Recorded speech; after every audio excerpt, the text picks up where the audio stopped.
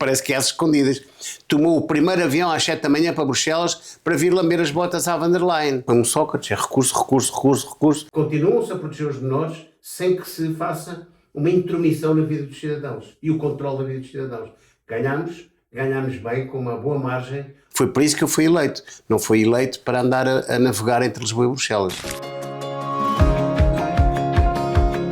Vamos a uma bruta muito especial. Eu prometo que desta vez vou ser fofinha. Se bem que o nosso convidado nem sempre é fofinho. Nós estamos aqui com o eurodeputado António Tanger, e eu vou-lhe pedir, por favor, apresente-se aqui para a malta do YouTube. Ora, muito bom dia. É com muito prazer e agradeço o convite de estar aqui consigo. Pois às vezes tem que ser mesmo à bruta. Tem toda a razão, porque a fofinhice tem limites, é bom, mas há uma altura que tem que parar. Portanto, eu sou eurodeputado, fui diplomata de carreira durante 40 anos, percorri o mundo, tive em vários postos, fui embaixador em vários sítios, e depois de acabar a minha carreira, aceitei o desafio de vir como eurodeputado para Bruxelas e aqui estou. Senhor Eurodeputado, eu tenho aqui umas perguntas que eu acho que o senhor vai adorar responder. Porque o Luís perguntou assim: como a sua experiência em países politicamente instáveis influenciou a sua visão sobre a segurança europeia? Exatamente. É muito interessante essa pergunta, porque, de facto, nós diplomatas procuramos a estabilidade e não a instabilidade. Ou a instabilidade quando não convém que exista a estabilidade, ou seja, uma estabilidade negativa. Mas nós normalmente procuramos uma estabilidade positiva. E, portanto, é evidente que andar pelo mundo ajuda muito. Eu quando cheguei aqui não tive problemas nenhums porque conhecia os problemas. E conhecendo os problemas é muito mais fácil encontrar soluções e estabelecer pontes do que quando não se conhece os problemas, nem as pessoas, nem os locais. Porque não se conhece um país pela internet, não se conhece um povo pela internet. Uma pessoa tem que ir aos sítios, tem que falar com as pessoas, tem que ter a vivência desses sítios para poder ter uma ideia concreta e definida. Não é agora pela internet dizer, umas pessoas fazem umas declarações e depois aquilo já vem modificado, porque já passou por 30 canais diferentes e uma pessoa apanha uma realidade completamente distorcida e a maior parte das vezes bastante enviesada. Portanto, não há nada como percorrer o mundo com os seus próprios pés e colher aquilo que realmente objetivamente é importante, a recolha todas as partes do mundo.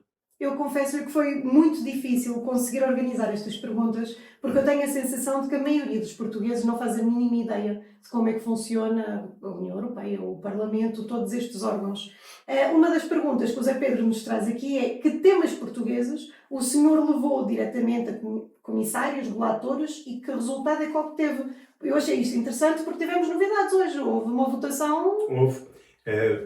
Não foi só portuguesa, mas sim foi uma votação que engloba os europeus, mas que é muito importante para Portugal. Mas antes de chegarmos lá, eu fiz questão de fazer parte, por exemplo, da Comissão das Pescas, porque é uma comissão que interessa aos portugueses. Nós estamos virados ao mar, devíamos estar virados ao mar, e que, portanto, a defesa do mar português, a defesa da pesca portuguesa, a defesa dos pescadores que pescam em Portugal, e dos legais e dos ilegais, passa por essa comissão. Portanto, eu fiz questão de, na defesa de Portugal, estar nessa comissão. Agora, em termos mais gerais, tivemos hoje duas votações, duas vitórias fantásticas, que foram, digamos, vitórias dos patriotas, e uma delas foi muito uma vitória nossa do Chega, e em particular minha, porque sou eu o responsável dos patriotas nesse campo, que é o problema da censura global, ou seja, a Comissão quer estabelecer mecânicas e instituições para censurar os cidadãos, para criar narrativas que lhe convenham, para, no fundo, criar uma Europa federal e global, que é exatamente o contrário daquilo que nós queremos, que é uma Europa de países soberanos. E, portanto, hoje foi aprovado, de facto, pela primeira vez, uma diretiva, que não tinha sido aprovada na Comissão, mas foi aprovada no plenário, a parar com uma iniciativa que visaria o estabelecimento dessa censura e desse controle dos cidadãos, a coberto da proteção de menores, seja de pornografia infantil, seja de bullying, mas esses mecanismos continuam a funcionar. Não foram parados pelo corte, digamos, o que eles queriam uma extensão, enquanto se negocia uma solução definitiva, dessa solução provisória. Essa solução provisória, que seria transformada provavelmente em definitiva, era muito gravosa para a liberdade dos cidadãos. Entretanto, as polícias, os juízes, os ministérios públicos, as próprias plataformas de redes sociais continuam a poder e a dever fazer denúncias desse tipo de atuação. Portanto, de crimes de pornografia infantil, de crimes de bullying, etc., por aí fora, para proteger os menores. Portanto, continuam-se a proteger os menores sem que se faça uma intromissão na vida dos cidadãos e o controle da vida dos cidadãos. Ganhamos bem, com uma boa margem, o que quer dizer que as pessoas estão a começar a acordar. Assim, de uma forma muito simples, dá para dizer quase que estamos a proteger as comunicações pessoais das pessoas, ao fim e ao cabo. Sem dúvida, que eles iam mesmo entrar pelas encriptadas. E, ou seja, iam direitinhos para a minha caixa de correio. Aquilo que eu mando à minha mãe, ao meu pai, exatamente, tudo cá para fora. Veja lá o que é que ia começar a mandar à sua mãe e ao seu pai, porque ainda podia ter dissabores. Pois, eu estou a pensar enquanto mulher, a gente tem muita mania de quando aparece uma marca no corpo ou assim, tirar uma foto para mandar para a mãe. Até isso já tinha a possibilidade de andarem outras pessoas a ver. Esta foi a segunda votação hoje do dia? Não foi a segunda, foi para aí a quarta ou a quinta, já não lembro. Meu Deus, mas vocês também tiveram tanto. Tivemos uma data delas. Mas a malta acha que vocês não trabalham, também não é bem assim. Olha, ontem teve um dia de 12 horas. E qual é que foi a grande vitória hoje? Porque excelente esta notícia, mas temos notícias melhor. E o que é que aconteceu? A imigração, nós conseguimos fazer aprovar um texto que reduz a imigração ilegal, que aumenta a possibilidade de retorno, que aumenta até 24 horas a possibilidade de detenção dos imigrantes ilegais e que, como é que eu ia dizer, beneficia os países que fazem um retorno mais rápido e, por outro lado, acaba com aquelas sucessivas, como acontecia na Suécia, por exemplo, sucessivas recursos para que os ilegais pudessem permanecer durante anos no país a receber as benesses, e que no fim acabavam por ter que ficar definitivamente. Como Sócrates, é recurso, só para lhe dar um exemplo, e depois e o Estado a pagar.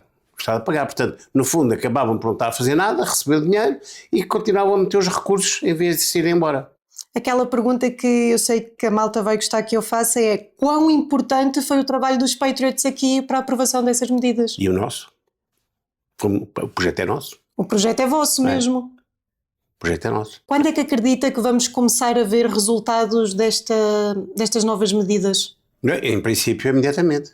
De imediato? Sim, basicamente porque nem sequer é preciso, vai ser preciso sim, digamos, passar isso para o sistema jurídico nacional, mas entretanto já há uma diretiva que em si própria já tem força. Qual é que acha que vai ser a reação dos portugueses com esta notícia? Eu sei que muitos deles estão preocupados com a situação migratória. Eu acho que que os portugueses, principalmente a situação migratória ilegal. Exato. Portanto, e eu acho que os portugueses vão receber muito bem essa diretiva e eu acho que vão perceber que nós estamos realmente a trabalhar em prol deles e dos outros países da União Europeia que também estão aflitos neste momento. É isso, malta, preparem-se porque vem aí umas mudanças interessantes. Senhor Deputado, continuando aqui ainda nas perguntas, o Picas Fotografia perguntou o seguinte: onde fica hospedado em Bruxelas e que restaurantes é que frequenta? Eu acho que a malta não sabe. Pois não sabe. Eu não fico hospedado em Bruxelas, eu vivo em Bruxelas. Da mesma maneira que fiz toda a minha vida, a minha carreira, a viver nos locais e a trabalhar nos locais, da mesma maneira aluguei um apartamento aqui em Bruxelas e é aqui que eu vivo. E porquê? Porque é evidente que para me concentrar no trabalho não posso andar a fazer despanador, a ir e vir a Lisboa de todas as semanas.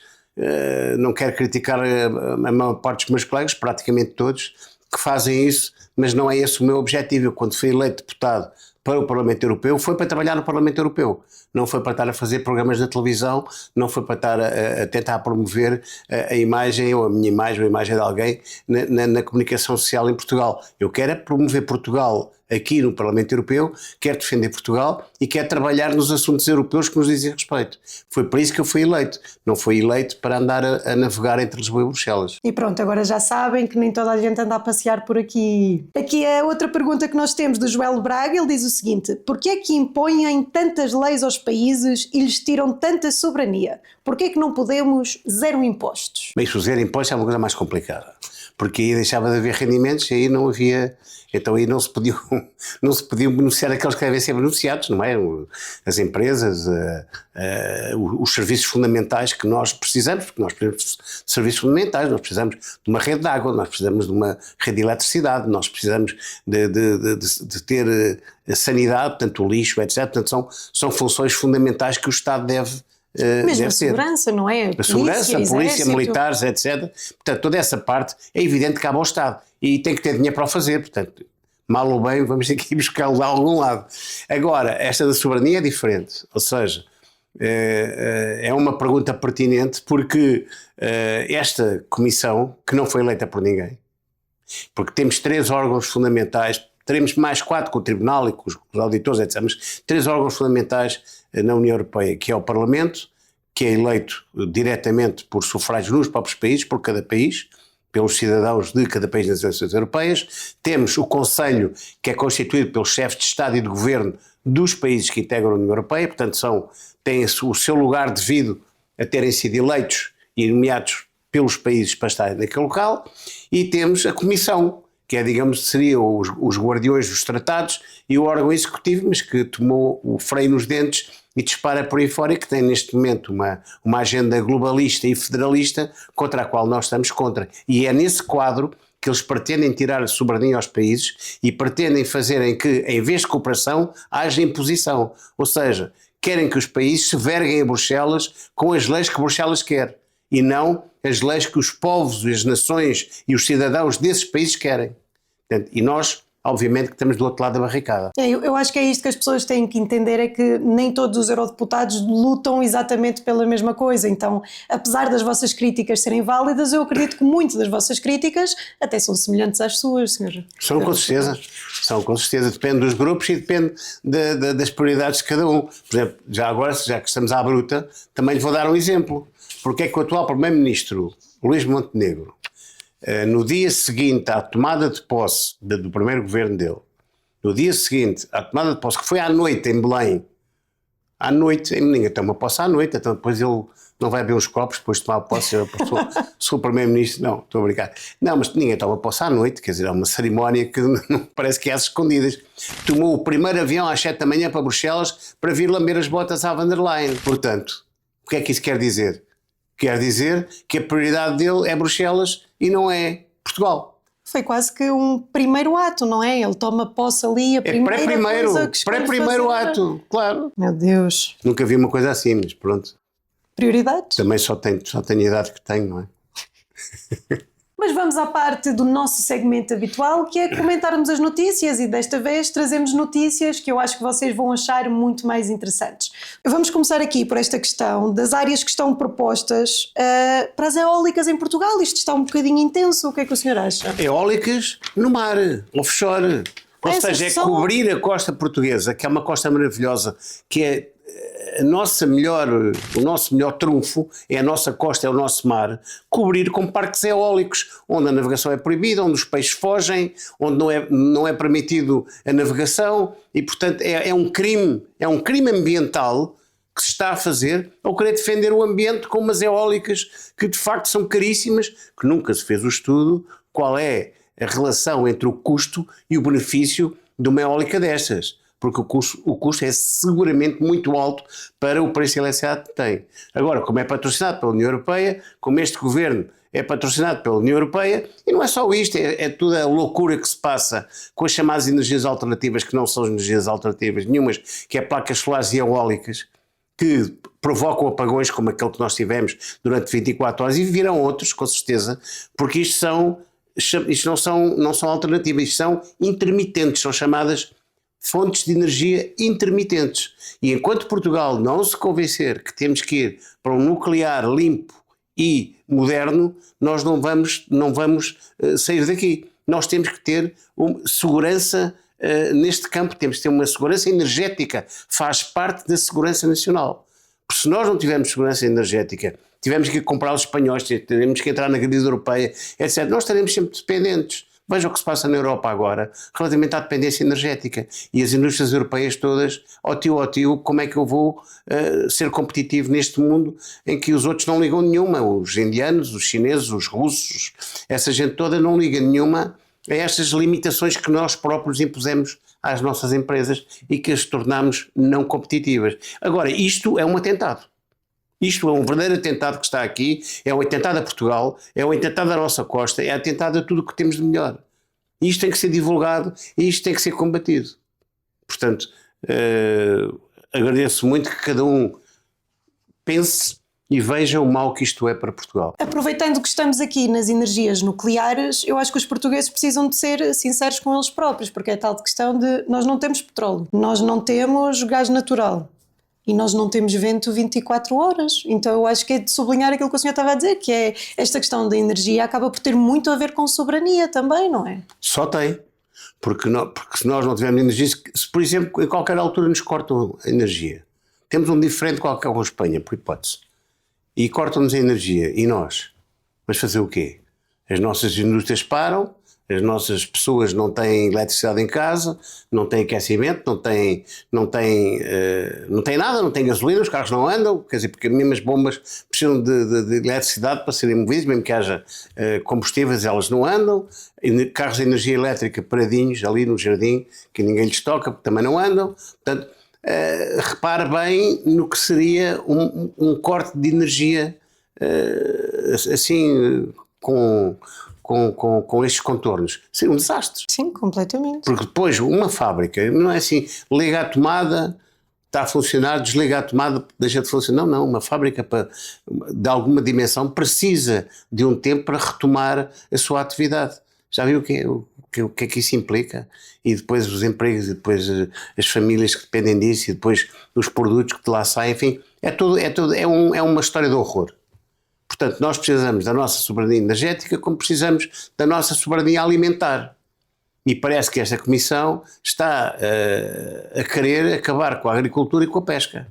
Que é que, no fundo, fala-se muito, estas organizações que antigamente eram fortíssimas na defesa dos agricultores, como a CAP, neste momento estão completamente vendidas ao sistema, e é o que vier, é o que vem. Quer dizer, quando apoiam e se querem entrar por aí o acordo com o Mercosul, estão diretamente a ser contra quer os agricultores, quer os produtores pecuários, quer os pescadores, quer contra toda a indústria alimentar e a rede industrial alimentar. Portanto, estão a prejudicar objetivamente toda a soberania alimentar portuguesa. Enquanto que antigamente uma organização como a CAP era exatamente o oposto do que é hoje. Eu tenho que lhe perguntar também, antes de irmos aí a essa questão, que eu sei que o senhor viu mesmo esses protestos, só lhe queria perguntar porque as pessoas estão um bocadinho confusas e muitas até estão a celebrar porque vamos ter na Europa um investimento na energia nuclear. Só que assim, eu confesso que me chateia um bocadinho porque nós acabamos com as centrais nucleares, andamos aqui uns anos a brincar às renováveis e agora vamos voltar às nucleares. Não, quem acabou, na Alemanha nomeadamente, foi a senhora von der Leyen.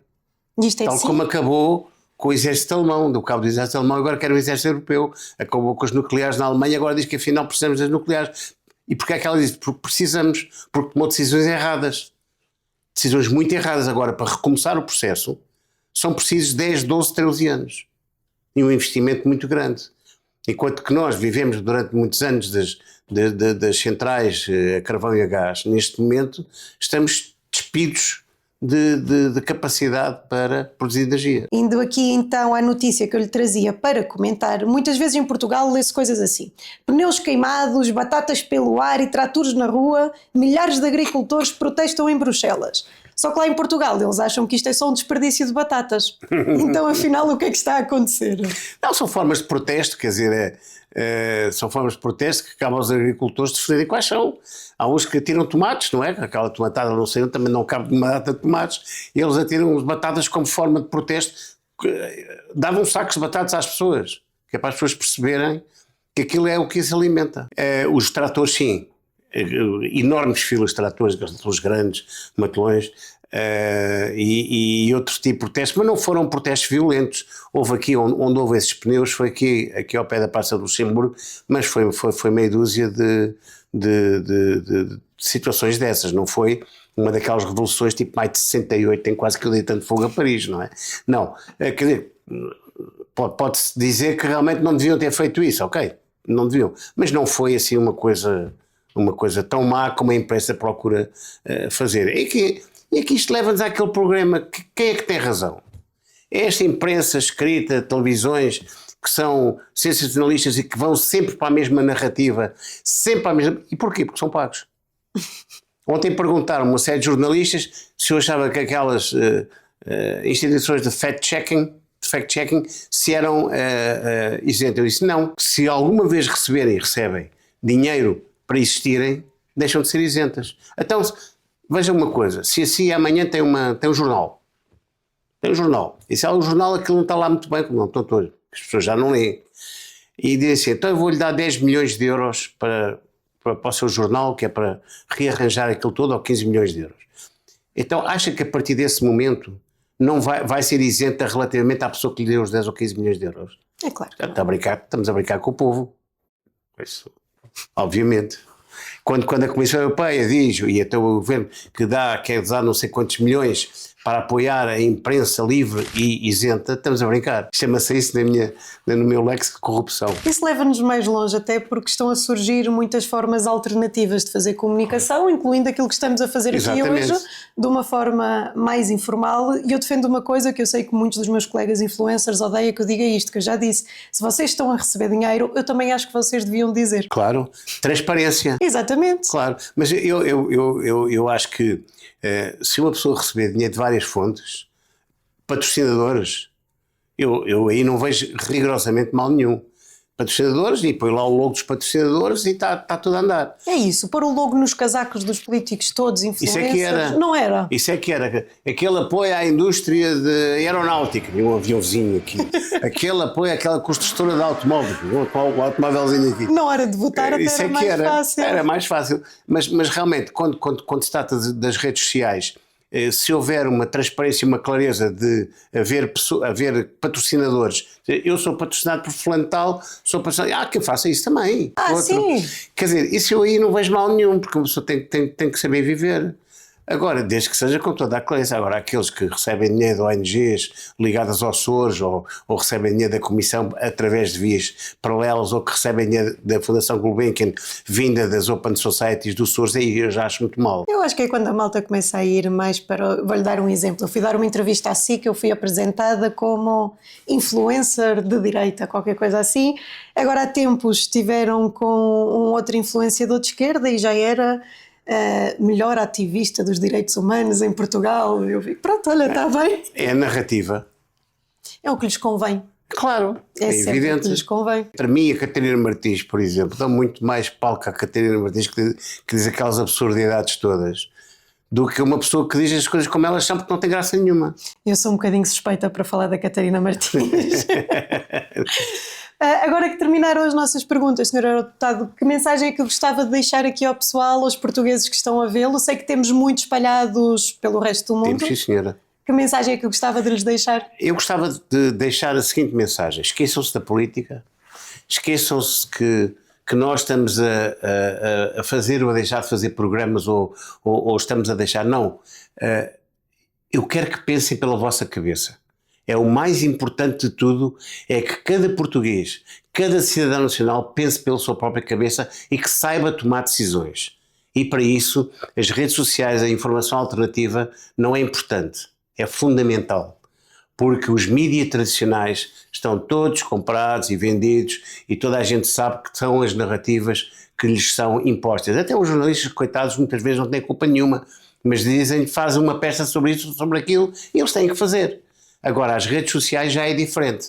Como apresentam várias oportunidades diferentes para pensar, eu só vos peço, pensem, vejam bem qual é a realidade que vos rodeia à volta e depois então tomem as decisões. Fundamental. Malta, não se esqueçam, deixem o vosso comentário, partilhem o vídeo, enviem para aquele amigo mesmo chato que acha que os eurodeputados não fazem nada.